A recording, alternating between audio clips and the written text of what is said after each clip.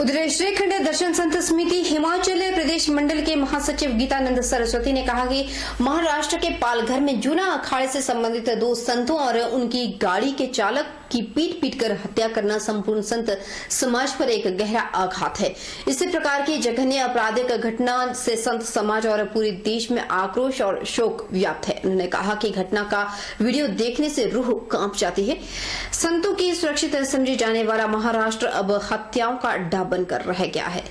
साधु के एक हाथ में कमंडल और दूसरे हाथ में भाला भी है, उन्होंने यहां तक चेताया। उन्होंने कहा कि अखाड़े के दिशा निर्देशानुसार महाराष्ट्र सरकार का घेराव भी किया जाएगा।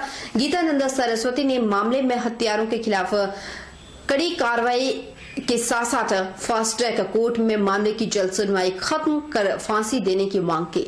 उन्होंने देश के प्रधानमंत्री नरेंद्र मोदी और राष्ट्रपति से साधु संतों को जल्द से जल्द न्याय प्रदान करने की गुहार लगाई।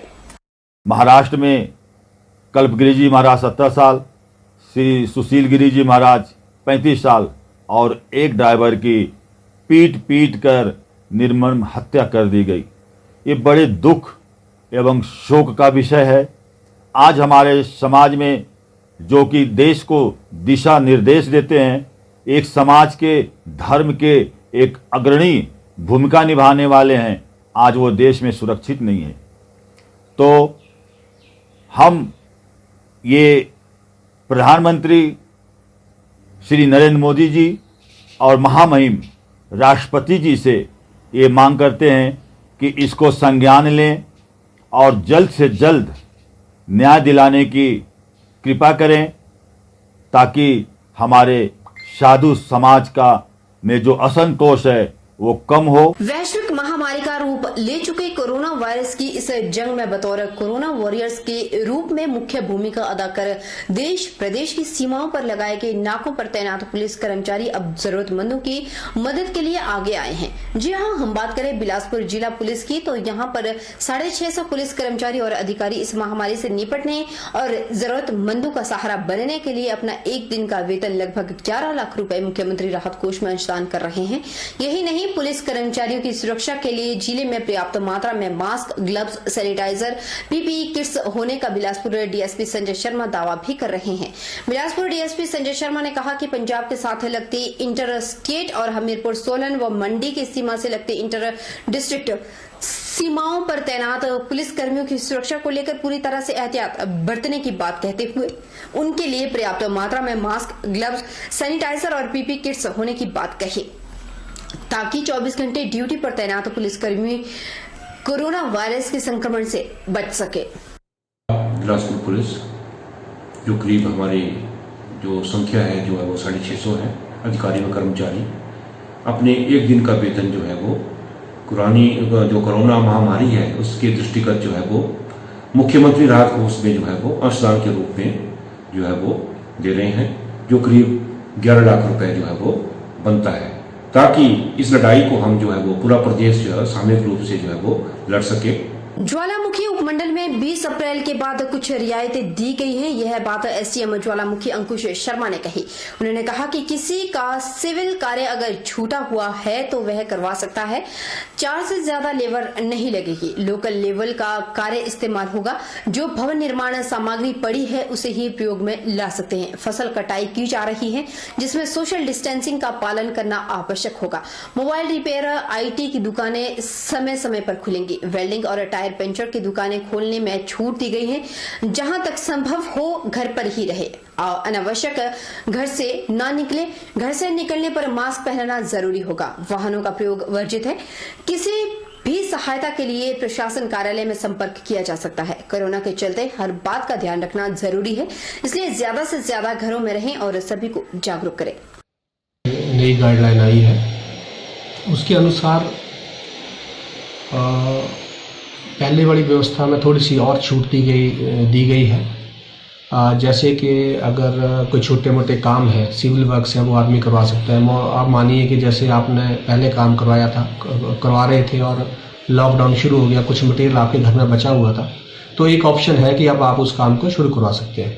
लेकिन वो है कि 4 से ज़्यादा बंदे वहाँ पे ना हो और बाहर से आप मटेरियल नहीं ला पाएंगे। तो मीनिंग देयर भाई की जो कैप्टिव लेबर है और जो इन सिटू आपके पास मटेरियल है, जो साइट पे मटेरियल है, उसके साथ ही आप उस काम को करवा पाएंगे, को बाहर से मटेरियल नहीं ला पाएंगे। इसके अलावा जैसे मोबाइल रिपेयर शॉप्स हैं या कोई IT सेक्टर से रिलेटेड और शॉप्स हैं या वेल्डिंग शॉप्स हैं, वो खुली रहेंगी। लेकिन फिर भी ओवरऑल इसेंस यही है कि जहाँ तक आवश्यक ना हो, लोग घर से ना निकलें। कोरोना वायरस से देश को बचाने के लिए प्रधानमंत्री द्वारा किए गए राष्ट्रीय लॉकडाउन के बीच उपमंडल संगड़ाहा में धड़ल्ले से चूना पत्थर ट्रकों की आवाजाही पर क्षेत्र के पर्यावरण प्रेमियों ने आपत्ति जताई।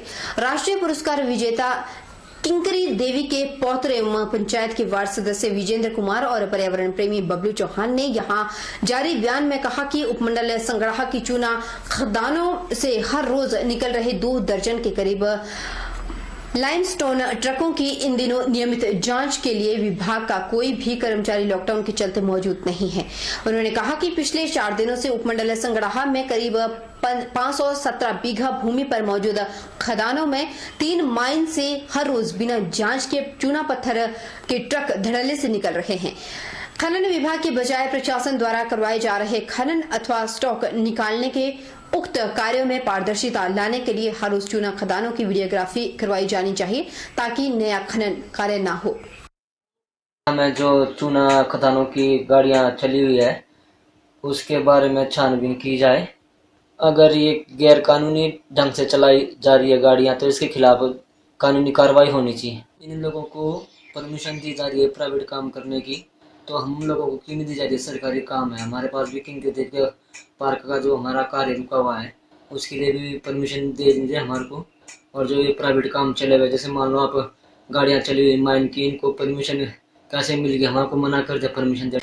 कोरोना संक्रमण के खतरे से बचाने के लिए लागू लॉकडाउन भाग 2 में पुलिस और प्रशासन का रवैया धीरे धीरे सख्त होता जा रहा है। फिर भी कई जगह लोग मान ही नहीं रहे, इसलिए अब पुलिस ने शहरी क्षेत्र के बाद ग्रामीण इलाकों में पुलिस की पेट्रोलिंग बढ़ा दी है।